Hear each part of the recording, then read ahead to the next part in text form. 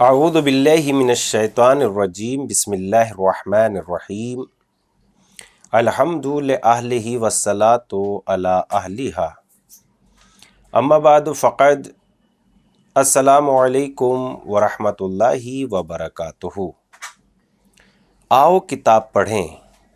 جیسا کہ ہم سبھی جانتے ہیں، آؤ کتاب پڑھیں میں ہماری گفتگو مذہب حق المراجعات، جو عربی کا ترجمہ اردو یعنی مذہب حق یا مذہب اہل بیت علیہم السلام، جو ایک بہت ہی عظیم مناظرہ ہے جس میں ایک سلیقہ ہے، سنجیدگی ہے، اور ایک طریقہ یہ بتایا جا رہا ہے کہ گفتگو کس طریقے سے کی جائے۔ مناظرے کا مطلب لڑائی بھڑائی یا دوسروں کو برا بھلا کہنا بالکل نہیں ہے، بلکہ مدلل دلائل کے ساتھ اپنی بات کو دوسرے والے تک، سامنے والے تک پہنچانا ہے، اور یہ کتاب ہمیں وہی سلیقہ دے رہی ہے۔ لہذا گفتگو یہاں تک پہنچی تھی کہ جب سلیم البشری، چونکہ ہم بار بار بتا رہے ہیں کہ یہ دو عالموں کے درمیان مناظرہ ہے، ایک شیعہ مسلک سے تعلق رکھتے ہیں اور دوسرے کا مسلک اہل سنت ہے۔ اہل سنت مسلک سے جو تعلق رکھتے ہیں وہ سلیم البشری ہیں، اور اہل تشیع سے جو تعلق رکھتے ہیں وہ شرف الدین موسوی ہیں۔ یہ سوال کرتے ہیں، شرف الدین موسوی جواب دیتے ہیں۔ ان کے سوال میں بات یہاں تک پہنچی تھی کہ کیا قرآن مجید کی ایسی آیتیں جن میں اہل بیت علیہم السلام کی ہی پیروی کو واجب و لازم قرار دیا گیا ہے، کیا قرآن ان باتوں پر روشنی ڈالتا ہے؟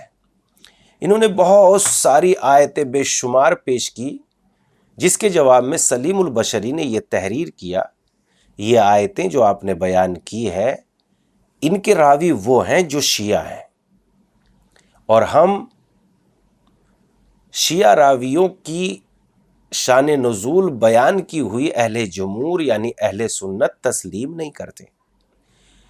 سلیم البشری کے اس جواب میں شرف الدین موسوی صاحب جواب دیتے ہیں کہ آپ کے سوال کا یہ ٹکڑا بالکل غلط ہے، کہ آیتیں وہ ہیں کہ جن کی روایت شیعہ راویوں نے کی ہے، اور اہل سنت شیعہ راویوں کو قبول نہیں کرتے۔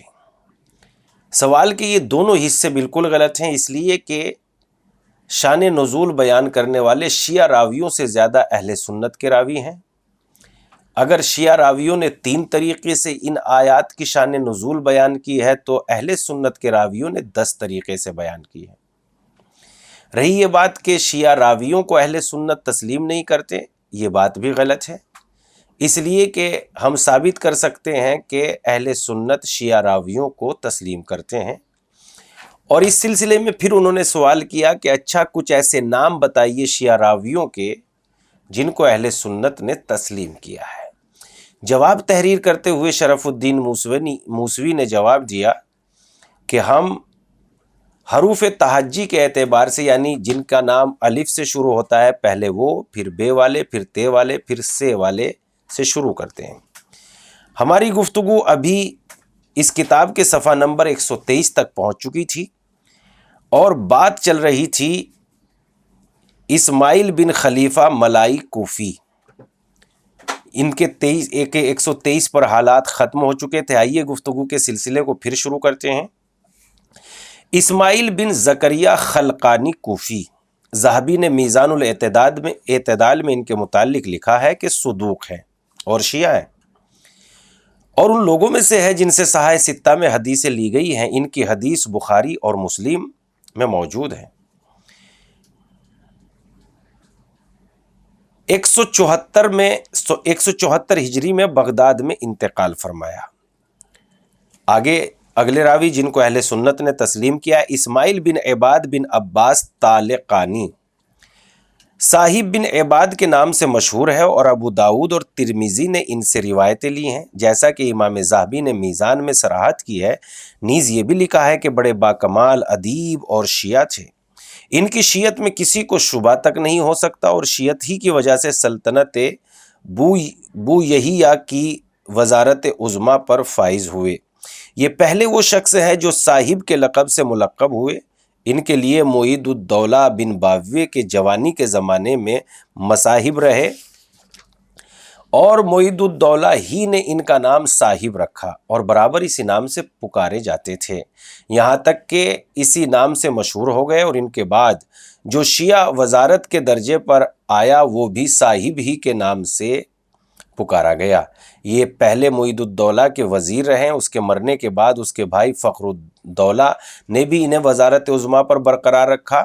جب ان کا انتقال ہوا تو 24 صفر سن 385 ہجری میں 95 برس کی عمر میں تو شہر رے کے دروازے بند ہو گئے اور تمام لوگ ان کے مکان پر جمع ہو گئے، جنازے کا انتظار کرنے لگے۔ خود بادشاہ فخر الدولہ اور وزراء و سرداران فوج جنازے میں ساتھ ساتھ تھے۔ یہ بڑے جلیل القدر اور عالم اور گراں قدر کتب و رسائل کے مصنف شخص تھے۔ آگے اسماعیل بن عبد الرحمن بن ابی کریمہ، مشہور مفسر جو سدی کے نام سے شہرت رکھتے ہیں، علامہ ذہبی نے ان کے حالات میں لکھا ہے متہم بالتشیع ہیں، اور حسین بن واقد مروزی اس کی بھی روایت کرتے ہیں، اور تائید میں درج ہے کہ امام احمد نے انہیں ثقہ، ابن عدی نے صدوق کہا ہے۔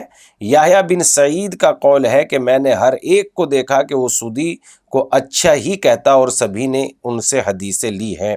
سن 127 میں انتقال فرمایا۔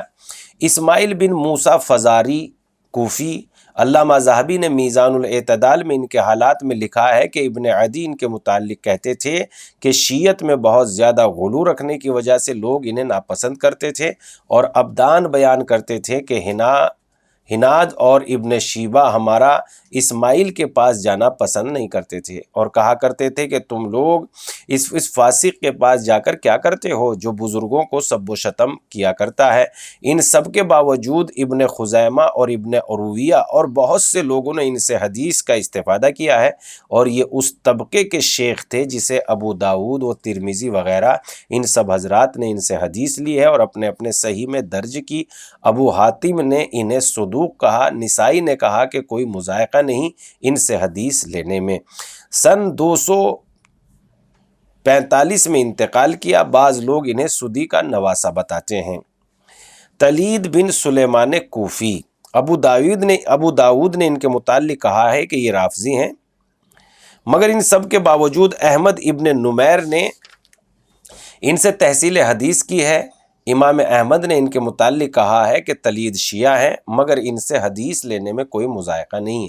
صحیح ترمذی میں ان کی حدیثیں موجود ہے۔ ثابت بن دینار، جو ابو حمزہ سیمالی کے نام سے مشہور ہے، ان کی شیعت ازہر من الشمس ہے۔ ترمذی میں ان کی حدیثیں موجود ہے۔ صوبر بن ابو فاختہ ام ہانی بنت ابی طالب کے آزاد کردہ غلام تھے۔ ذہبی نے ان کے رافضی ہونے کی صراحت کی ہے۔ امام محمد باقر علیہ السلام کے عقیدت مندوں میں سے تھے۔ ترمذی میں ان کی حدیثیں موجود ہیں۔ جابر بن یزید جوفی کوفی، علامہ ذہبی نے ان کے حالات میں لکھا ہے کہ یہ علماء شیعہ میں سے تھے۔ نیز سفیان نے ان کا قول نقل کیا، انہوں نے جابر کو کہتے سنا کہ علم پیغمبر سے علی کی طرف منتقل ہوا اور علی سے حسن کی طرف، اور پھر ایک امام سے دوسرے امام تک منتقل ہوتا رہا، یہاں تک کہ سلسلہ امام جعفر صادق علیہ السلام تک پہنچ گیا، کیونکہ یہ امام جعفر صادق علیہ السلام کے زمانے میں تھے اور آپ نے بکثرت حدیثیں حاصل کی۔ چنانچہ خود جابر کہا کرتے تھے کہ میرے پاس 70,000 حدیثیں امام محمد باقر علیہ السلام کی روایت کردہ ہیں، اور جب کوئی حدیث ان سے متعلق بیان کرتے تھے تو کہتے تھے کہ مجھ سے وسیع الاوصیاء نے بیان کیا ہے۔ علامہ ذہبی نے میزان میں زائدہ کا یہ قول نقل کیا ہے کہ جابر رافضی ہیں، سب و شتم کیا کرتے ہیں۔ ان سے امام ابو داؤد و ترمذی، نسائی نے حدیثیں روایت کی ہیں۔ سفیان ثوری نے انہیں حدیث میں بہت محتاط کہا ہے، شعبہ نے صدوق قرار دیا ہے، وکی نے ثقہ کہا ہے، اور 127 میں انہوں نے انتقال کیا ہے۔ بہت توجہ سے سنیے اور بہت غور رکھیے کہ دیکھیے کتنی ہمارے علماء کرام نے کتنی محنتیں کی ہیں تاکہ مذہب حق، مذہب اہل بیت کو دوسروں تک پہنچانے میں واقعاً ہمارے علماء کرام اپنی جان تک کو قربان دینے اور شہادت تک کے رتبے تک پہنچنے میں انہوں نے کوئی دریغ نہیں کیا ہے۔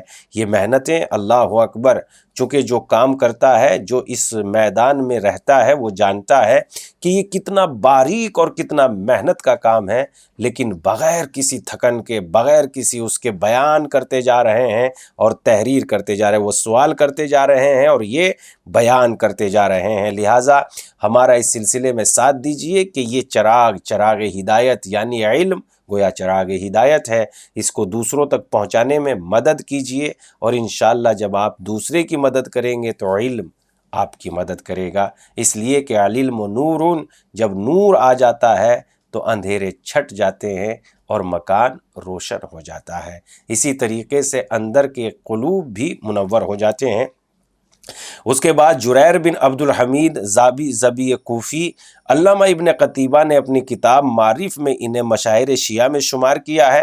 علامہ ذہبی نے میزان الاعتدال میں ان کا ذکر کرتے ہوئے بڑی حمد و ثنا کی، چنانچہ لکھتے ہیں کہ جریر اہل رائے کے عالم اور صدوق ہیں، اور ان کے اقوال سے کتابوں میں استدلال کیا جاتا ہے، اور ان کے ثقہ ہونے پر جملہ محدثین کا اجماع و اتفاق ہے۔ ان کی حدیث صحیح بخاری و مسلم دونوں میں موجود ہے۔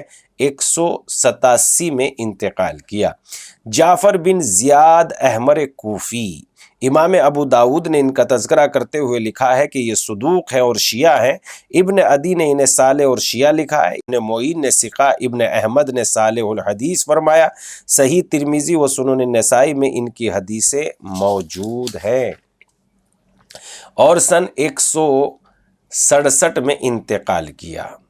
جعفر بن سلیمان زعبی بصری، علامہ ابن قتیبہ نے معارف صفحہ نمبر 206 میں انہیں مشاہیر شیعہ میں لکھا ہے۔ ابن سعد نے ان کی شیعت اور ثقہ ہونے کی تصریح کی ہے۔ ابن عدی نے ان کے متعلق کہتے ہیں کہ یہ شیعہ ہیں، میں تو توقع کرتا ہوں کہ ان میں کوئی حرج نہیں اور ان کی حدیث قابل انکار نہیں ہے، میرے نزدیک اس قابل ہے کہ ان کی حدیث قبول کی جائے۔ علامہ ذہبی نے میزان الاعتدال میں انہیں زاہد علماء شیعہ میں لکھا ہے۔ ان کی حدیث صحیح مسلم اور نسائی میں موجود ہے۔ 178 میں انتقال فرمایا۔ ناظرین، ہماری گفتگو پیج نمبر 123 سے شروع ہو کر پیج نمبر 128 تک پہنچ چکی ہے۔ سلسلہ کلام کو انشاءاللہ یوں ہی بڑھاتے رہیں گے۔ آپ سے وہی گزارش ہے جو بار بار کرتے ہیں، چونکہ یہ کام واقعاً دقیق ہے اور بہت ہی محنت طلب ہے، جانفشا ہے، لہذا آپ سے گزارش ہے کہ ان محنتوں کو زیادہ سے زیادہ شیئر کیجئے، زیادہ سے زیادہ لوگوں تک پہنچائیے۔ اگر واقعاً ہمیں صرف خدمت کرنا ہمارا مقصود نہ ہوتا تو اس طریقے کی باتیں جو اس سوشل میڈیا پر زیادہ دیکھتے ہیں لوگ اور زیادہ بھیجی جاتی ہے، ہم بھی بنا سکتے تھے، مگر مقصد ہمارا شہرت نہیں، مقصد ہمارا علم پہنچانا ہے۔ لہٰذا زیادہ سے زیادہ آپ ان باتوں کو شیئر کیجئے انشاءاللہ تعالی۔ پھر حاضر ہوں گے آپ کی خدمت میں۔ والسلام علیکم ورحمۃ اللہ وبرکاتہ۔